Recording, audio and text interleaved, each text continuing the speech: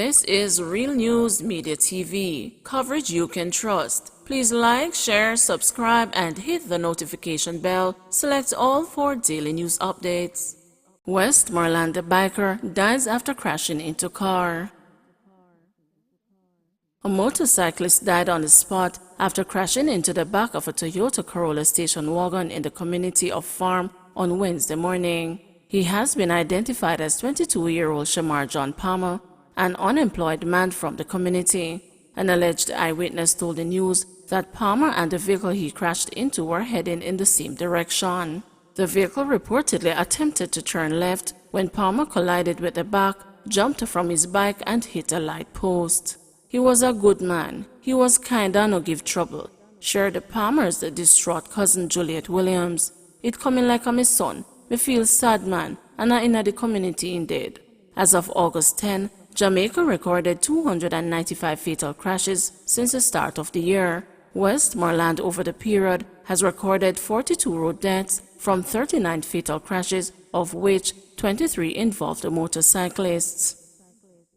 Trelawney police seeking public's help to identify body of male. The police are seeking the help of the public to identify the decomposing body of a male found in Chester in Duanville, Trelawney. The man is believed to be in his late 20s. The body is of dark complexion and medium build and was clad in white merino and orange jacket, multicolored underwear, and a pair of blue short jeans. There was a tattoo across its chest. The man was sporting a black low haircut.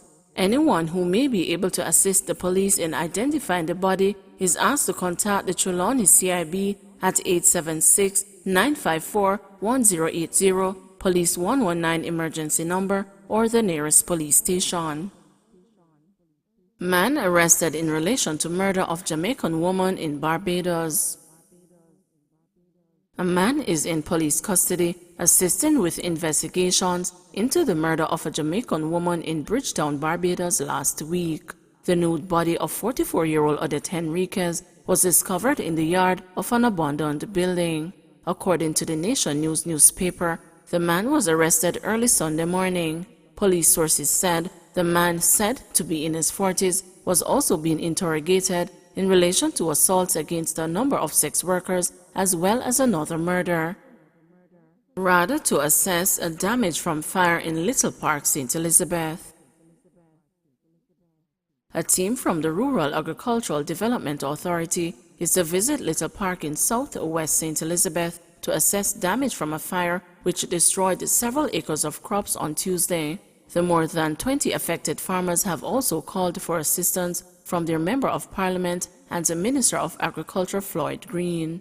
The fire, which started sometime after 1 p.m., destroyed onions, melons, grass used for mulching, and other crops and equipment valued at $5.5 million. Units from the Black River and the Santa Cruz fire stations were able to bring the bushfire under control.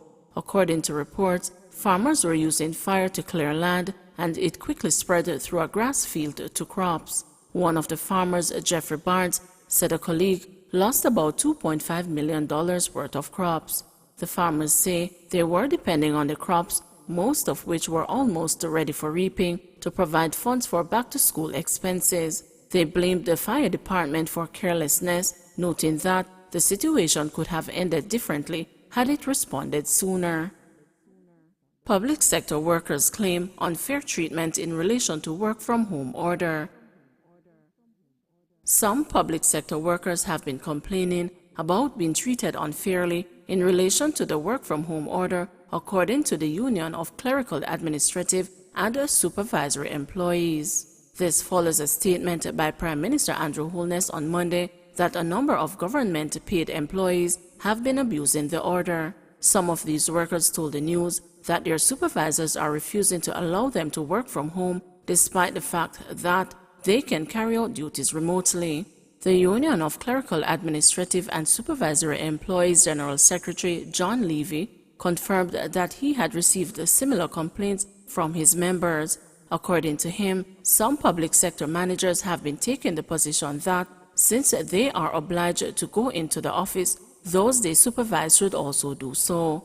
This, he argued, constitutes unfair treatment. He is therefore encouraging public sector workers to report these issues to their unions and the Ministry of Labor.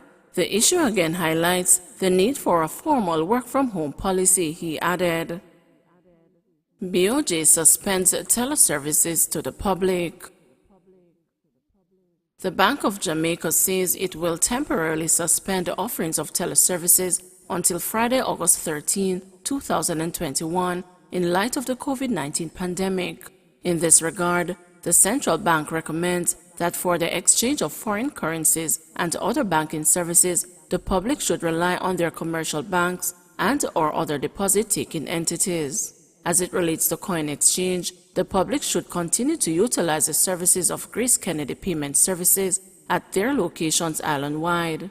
That service has been suspended since August 2020. The systems that support transactions in the financial markets will continue to operate, the BOJ said. The bank said it regrets any inconvenience that these temporary changes may cause and encourages all our customers and stakeholders to continue to take the necessary steps to remain safe.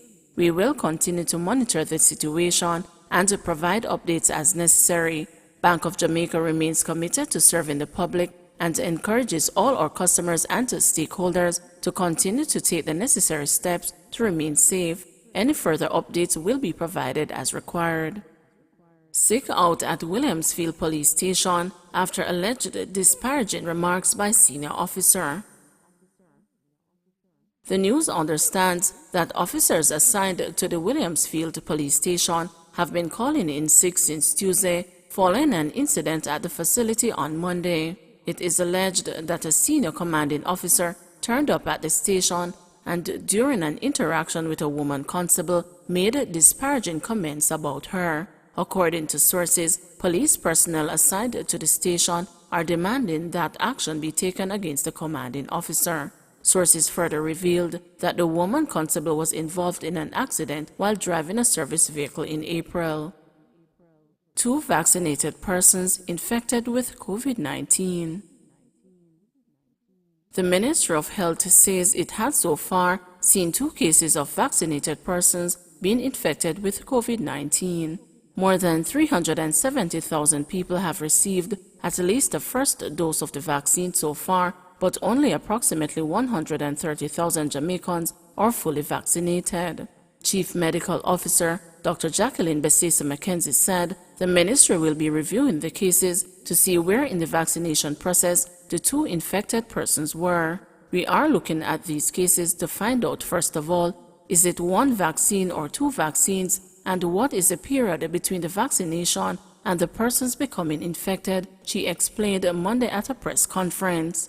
Dr. Besesa McKenzie said members of the public should not be perturbed by the infection of vaccinated persons, noting that the vaccine is still highly effective in preventing serious illness. I just really want to caution members of the public to let them know that, yes, you can get a mild illness having received the vaccine and you can transmit, so everybody needs to take precautions. But the vaccine is quite effective against preventing severe illnesses and hospitalizations, and that's what we have to bear in mind, she sought to assure. 13 more COVID deaths, 334 new cases. 13 more COVID deaths have been recorded in Jamaica. This means there are now 1,254 deaths in Jamaica. COVID deaths as at August 4 to 9, 2021 are as follows: a 52-year-old man from Kingston and St. Andrew, a 55-year-old man from Kingston and St. Andrew, an 84-year-old woman from Kingston and St. Andrew, an 80-year-old woman from Kingston and St. Andrew, a 58-year-old woman from St. Catherine, a 32-year-old woman from St. Catherine, an 83-year-old man from St. Catherine, a 58-year-old woman from Manchester, a 46-year-old man from St. Elizabeth, a 50-year-old man from St. Elizabeth, a 60-year-old woman from Clarendon, an 88-year-old woman from Clarendon, and a 74-year-old woman also from Clarendon. The positivity rate stands at 35.3%. At the same time, there were 334 new COVID cases, pushing the tally to 55,790. The COVID-19 parish breakdown is as follows: Kingston and St. Andrew 82, Manchester 40, St. Catherine 36, St. James 32, St. Thomas 27, St. Elizabeth 25, St. Anne 25, Clarendon 24, Westmoreland 22, Hanover 9, Trelawney 9, Portland 2, and St. Mary 1. Meanwhile, hospitalizations have increased to 345. Some 69 patients are moderately ill and 35 critical. Don't forget to like, share, subscribe, and hit the notification bell. Select all for daily news updates.